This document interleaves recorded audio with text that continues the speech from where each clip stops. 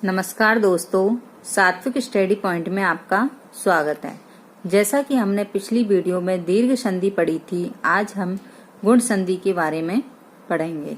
सूत्र पहला, यदि प्लस से पहले ए हो या फिर आ हो और प्लस के बाद में छोटी ई हो या फिर बड़ी, दोनों के स्थान पे क्या आदेश हो जाता है? ए हो जाता है।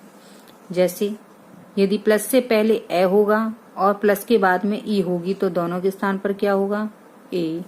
प्लस से पहले अगर ए हो और प्लस के बाद में बड़ी ई हो तो भी क्या होगा? ए होगा।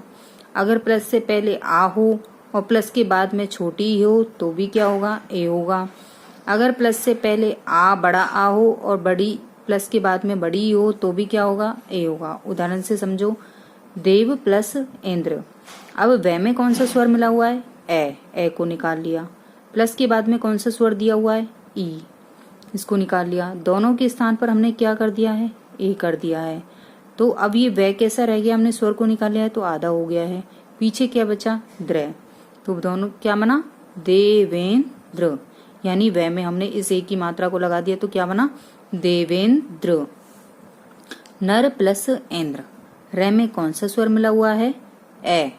और प्लस के बाद में कौन सा स्वर दिया हुआ है? ई। अब इस रे में से हमने ए को निकाल लिया और इस ई को निकाले, इन दोनों के स्थान पर क्या हो गया? ए। पीछे क्या बचा? न द्र। अब रे में ए की मात्रा को लगाया तो क्या बना? न रे न द्र, नरेंद्र। राम प्लस ईश्वर। अब इस न में कौन सा स्वर मिला हुआ है? ए को निकाल लिया। प्लस के बाद में कौन सा स्वर दिया हुआ है? ई, बड़ी ई दी हुई है। दोनों के स्थान पर क्या हो गया है? ए हो गया है। राम मैं कैसा हो गया? आधा। पीछे क्या बचा है? स्वर। इस ए की मात्रा को हम किस पे लगाएंगे अब? मैं पे। तो क्या बना? रामेश्वर। नर प्लस ईश। रे में कौन सा स्वर मिला हुआ है? ए। और प्लस के बाद में कौन सा स्वर दिया हुआ है? बड़ी ई। दोनों के स्थान पर क्या हो जाएगा? ए। न रे।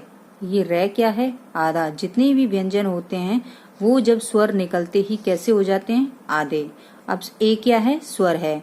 तो इस ए की मात्रा को हम किस पे चढ़ाएंगे? रे पे। तो क्या बनेगा? नरेश। महा प्लस इंद्र। है में कौन सा स्वर मिला हुआ है? आ। और प्लस के बाद में कौन सा स्वर दिया हुआ है? ई।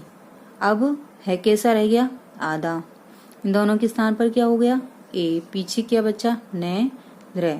क्या बना? महेंद्र।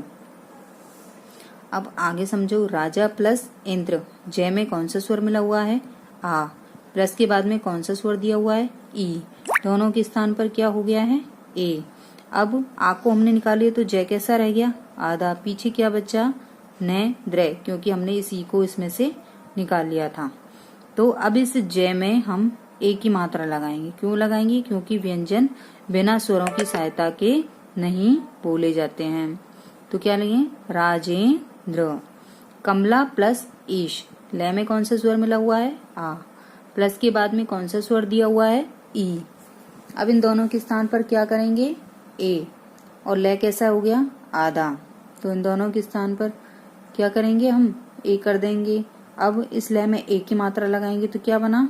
कमलेश। रमा प्लस ईस। में कौन सा स्वर मिला हुआ है? आ। और प्लस के बाद में बड़ी। दोनों के स्थान पर क्या हो गया है? ए। अब ये मैं कैसा रह गया है? आधा। और